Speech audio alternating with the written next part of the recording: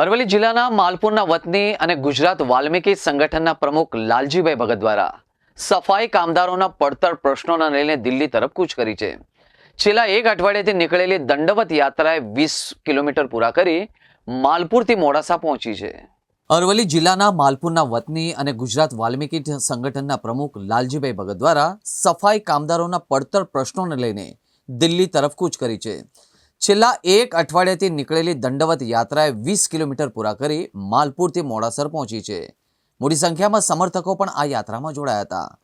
વડાપ્રધાન નરેન્દ્ર મોદીને વેદનાપત્ર આપવાના ઉદ્દેશથી શરૂ થયેલી યાત્રામાં સફાઈ કામદારોને પડતી મુશ્કેલી તેમજ વાલ્મીકી સમાજને અનામતના લાભ આપવાની રજૂઆત છે। કઠિન કહી શકાય એવી દિલ્હી સુધીની દંડવત યાત્રા 1 વર્ષ સુધી ચાલશે। સફાઈ કામદારોને નિયમિત પગાર તેમજ અટવાયેલા પ્રશ્નો મામલાની વર્ષો જૂની રજૂઆત છે। સ્થાનિક સ્તરે આ રજૂઆતનો કોઈ નિકાલ નહીં આવતા આખરે દિલ્હી મુકામે વડાપ્રધાન પાસે હવે આશા રાખી રજૂઆત કરવા માટે દંડવત યાત્રા શરૂ કરવામાં આવી છે। ગુજરાતના તમામ વાલ્મીકી સમાજના જે પ્રાણ પ્રશ્નોને લઈ વારંવાર સરકારશ્રીને લગભગ 5 વાર હું સરકારશ્રીને રજૂઆત કરી હતી।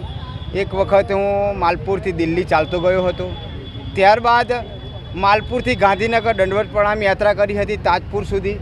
તાજપુર મુકામે મંત્રી આવી કેવા પ્રકારના પ્રશ્નો માટે તમે નીકળ્યા છો અત્યારે આજે યાત્રા લઈ? જે ગુજરાતના તમામ જે સફાઈ કામદારો છે અને તમામ સરકારી કચેરીઓમાં જે એજન્સી દ્વારા જે કામદારોનું ભરપૂર શોષણ થઈ રહ્યું છે, સફાઈ કામદારો હોય, વોચમેન હોય, પટાવાળા હોય, તમામ એજન્સી દ્વારા ભરપૂર ગુજરાતમાં શોષણ થઈ રહ્યું છે। એ કામદારને લઘુત્તમ વેતન મળતું નથી, પીએફ મળતું નથી। તો અમે સરકારશ્રીને વિનંતી કરીએ છીએ કે સરકાર જો એજન્સીને જે પગાર ચૂકવવામાં આવે છે તો ડાયરેક્ટ કામદારના સીધો એમના ખાતામાં પગાર આપે એવી વિનંતી છે। ત્યારબાદ વાલ્મીકી સમાજને 78 વર્ષ થયા તેમ છતાંય અનામતનો પણ લાભ આપવામાં આવ્યો નથી। જો પટેલ સમાજને 10% અનામત આપવામાં આવે તો એ રીતના અમારા વાલ્મીકી સમાજના જ્યારે 2 જગ્યાઓ આપવામાં આવી હતી, 2% અનામત આપવામાં આવી હતી, પણ 2012ની અંદર રદ કરવામાં આવી હતી આ સરકાર દ્વારા। તો એ પુણ્ય ચાલુ કરવામાં આવે।